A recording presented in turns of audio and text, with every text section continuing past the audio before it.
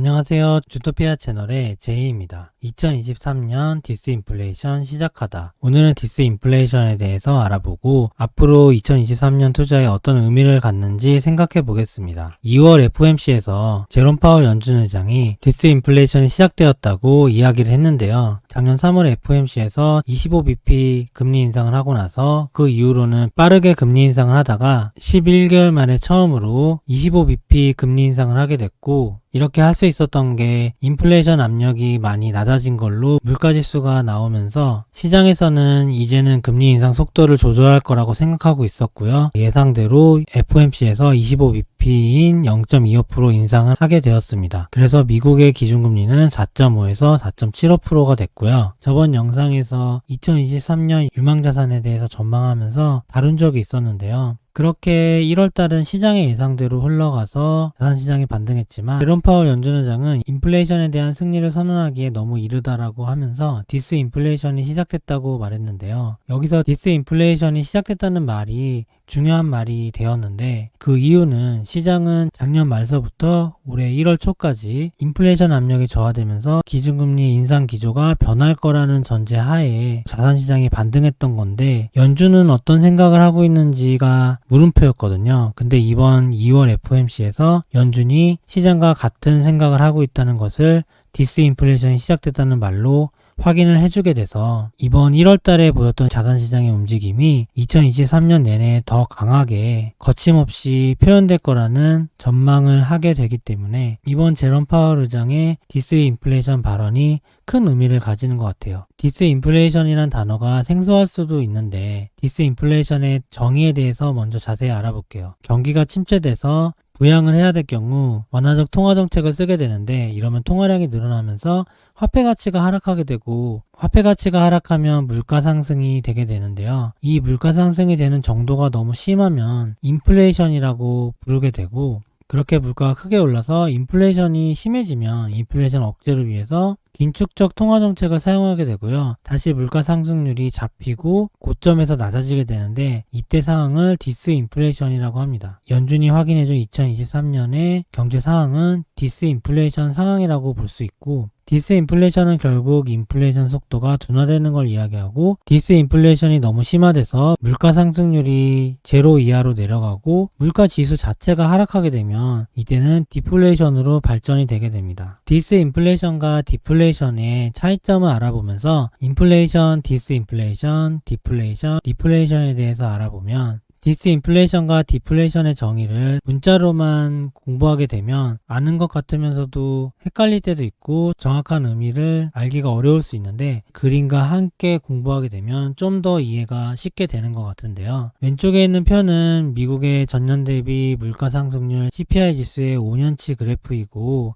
세로축은 전년 대비 물가 상승률을 나타내고 있고요. 분홍색 선은 미국 연준이 적정 물가지수라고 생각하고 있는 2%의 물가 상승률을 표시를 해봤습니다. 인플레이션은 적정 물가를 넘어서 빠르게 물가가 상승하는 걸 말하는데, 적정 물가인 2% 이상에서 빠르게 상승하고 있는 이 구간을 인플레이션이라고 하고, 지난 2021년서부터 2022년 8월 정도까지 적정 물가 상승률을 넘어서 굉장히 빠른 속도로 물가가 상승했잖아요. 그리고 지금은 작년 8월 이후에 상승률이 둔화되면서 조금씩 떨어지고 있는데, 이렇게 물가 상승률이 하락하는 구간을 디스인플레이션이라고 합니다. 연준이 인정한 것도 물가 상승률이 하락하고 있다는 것을 공식적으로 인정을 한 거고, 그리고 디플레이션은 하락하는 구간에서 물가 상승률이 0 이하로 내려갔을 때, 그러니까 물가 자체가 전년 대비 하락하게 되는 경우를 디플레이션이라고 하고, 리플레이션은 적정 물가 아래서 물가가 반등하는 걸 의미하는데,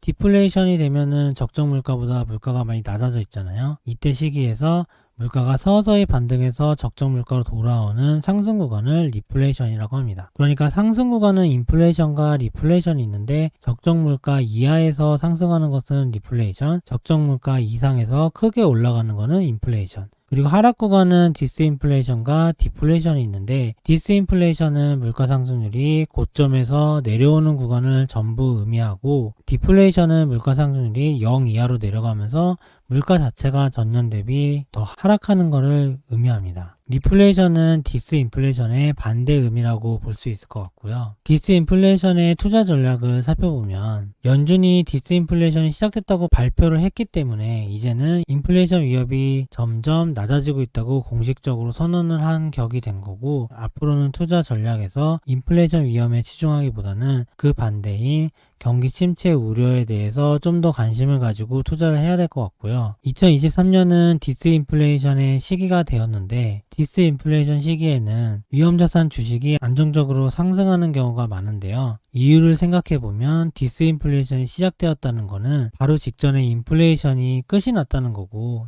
인플레이션의 끝은 물가가 아주 크게 상승해서 기준금리도 크게 올라와 있는 상황인 거고, 기준금리가 올라 있으면 아무래도 위험자산인 주식이 수익률이 하락할 수 있는데, 디스인플레이션이 시작되면서 물가 상승률이 하락하면서 기준금리도 하락하는 구간이기 때문에 당연히 위험자산 주식에 좋을 수밖에 없고, 어느 정도 경기 상황만 받쳐주면 골디락스라고 경제도 성장하면서 물가도 크게 상승하지 않는 구간이 돼버려서 주식이 상승할 수 있는 환경이 되는 거고요. 다만 이제 앞으로는 인플레이션 위협보다는 경기 침체에 대해서 더 주의 깊게 살펴봐야 되는데, 앞으로 만약에 경기 침체가 약하다면 경제는 연착륙하게 되고 위험자산 주식은 더 상승하게 될 거고, 안전자산인 미국채는 상대적으로 수익이 좋지 않을 거고요. 반대로 경기 침체가 강하게 오게 된다면 이때는 안전자산 미국채의 가격이 좀 더 상승할 거고, 경기 침체가 강하면 연준이 기준금리를 0.5% 이상 내리게 되는 빅컷을 하게 되고, 여기 써있는 경제위기는 연준이 빅컷하는 구간을 얘기하는 거거든요. 지난 2028년 금융위기나 2020년 코로나위기도 그렇게 시작됐던 거고, 그러면은 위기와 동시에 경기 침체가 크게 오기 때문에 그때는 디플레이션에 대비해야 되고, 디플레이션 환경에 최적화되어 있는 미국채의 수익률이 좋을 수 있다는 거고요. 그래서 앞으로 경기 침체가 어느 정도로 올지, 그리고